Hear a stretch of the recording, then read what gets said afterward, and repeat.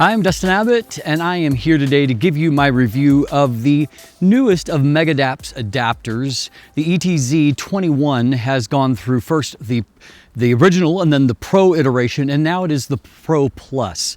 And the main thing that's being addressed here is a pretty common complaint that people had about the ETZ Pro, and that was that it lacked any kind of weather sealing. And so if you were even using like a high quality G Master lens, as I'm using right now, I'm using my 50mm f1.4 G Master lens and using the ETZ Pro Plus on my Nikon Z8 to do this review. But previously you wouldn't have had weather sealing in that really important seal point between the lens, or in this case the adapter, and the actual camera body.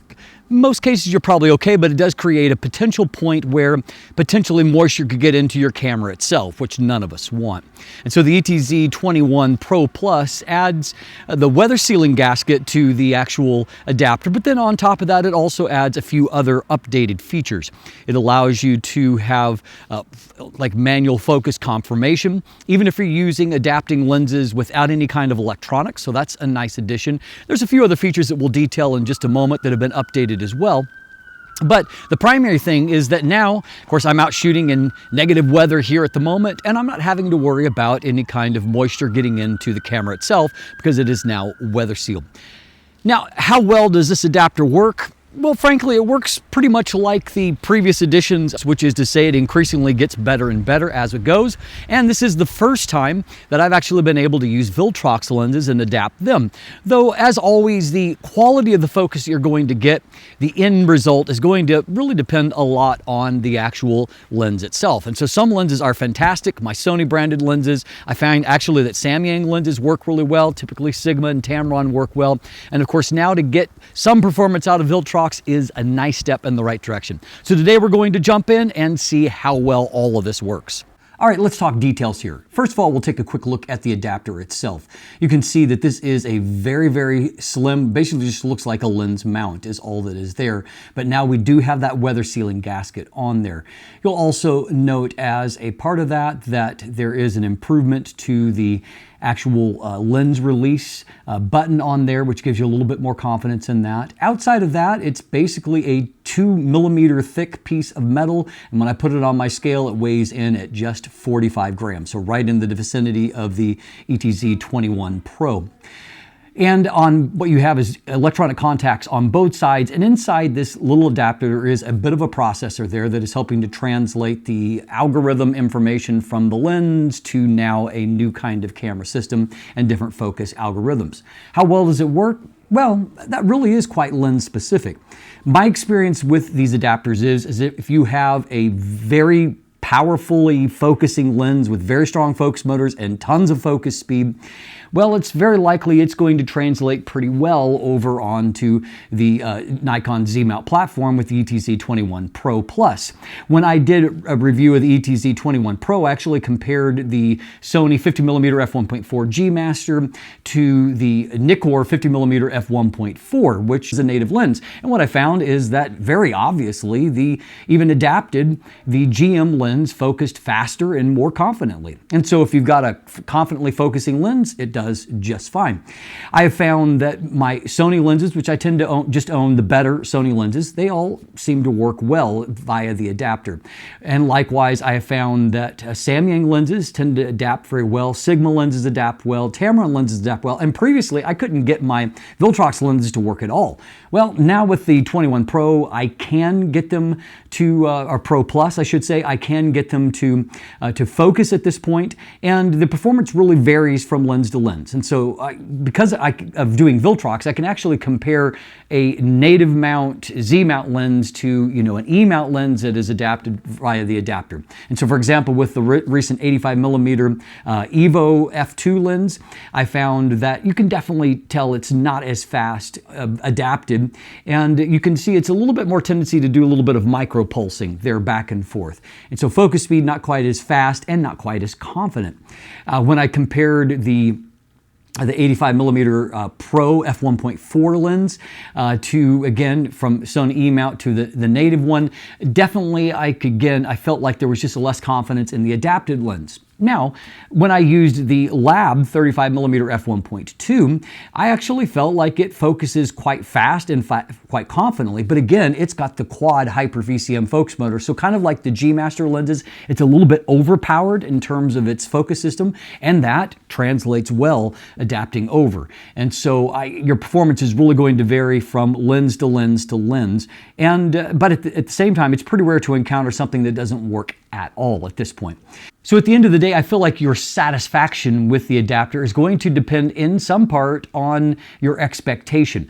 For me, having used a lot of previous adapters in the past, I feel like for the most part, we're getting quite good performance here. And the fact that it also works on video, just for the fun of it, for this segment, I threw on the E-mount version of the 85mm f2 Evo lens from Viltrox. And so that way we got away from just using a high-end, high-powered Sony lens. Now, of course, you can get this lens in native Z-mount, and if you own a Z-mount camera, that's what makes the most sense. But I wanted to show you that you can use this even for video and get good, stable, confident video autofocus in a setting like this.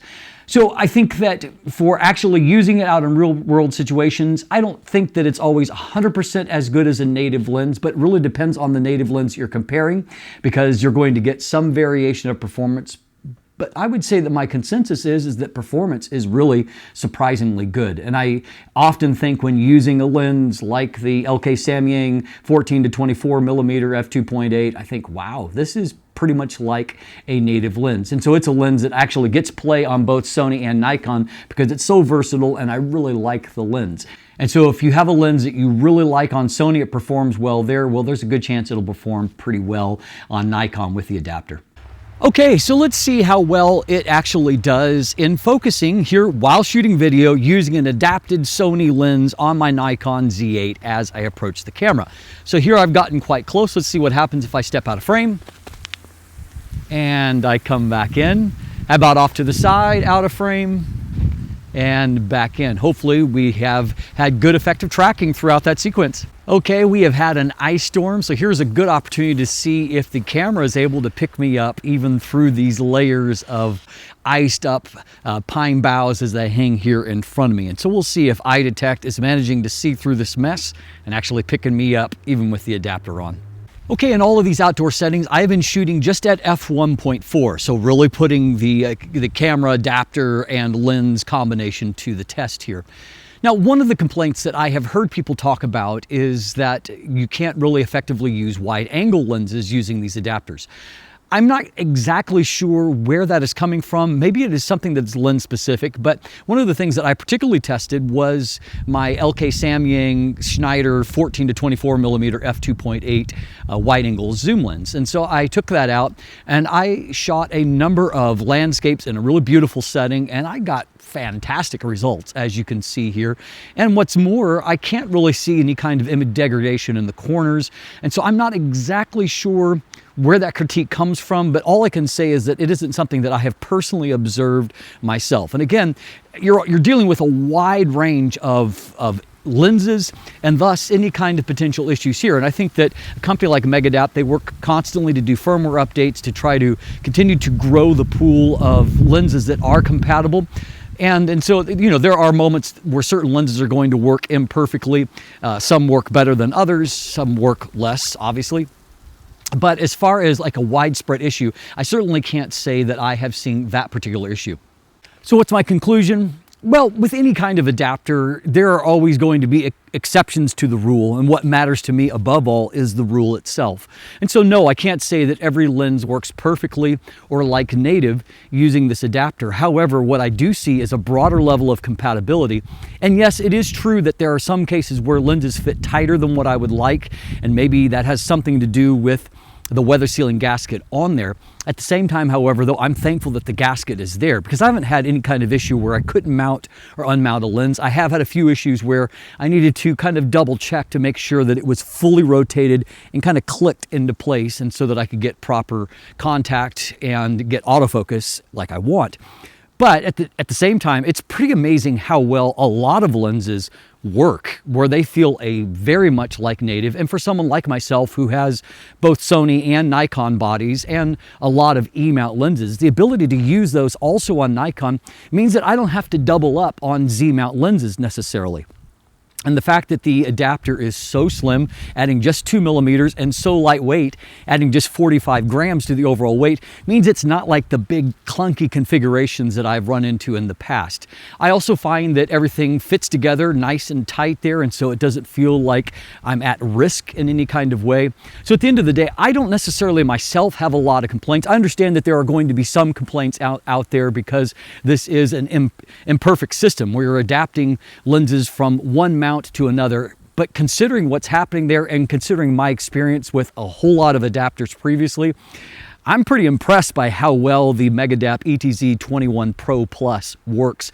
And at the end of the day, it's more of a good thing. It works better. It has a little bit more functionality. Gives that weather sealing, also works with the manual focus lenses to get that focus confirmation. All of that is good stuff. And so if you are someone who owns Sony E-mount lenses and you've got a Nikon Z-mount body, for $250, this is a pretty fantastic way to double up on what you've already invested in and get more value in it on a new platform as well.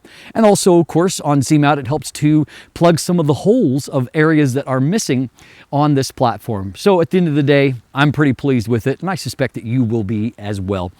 As always, thanks for watching. Have a great day, and let the light in.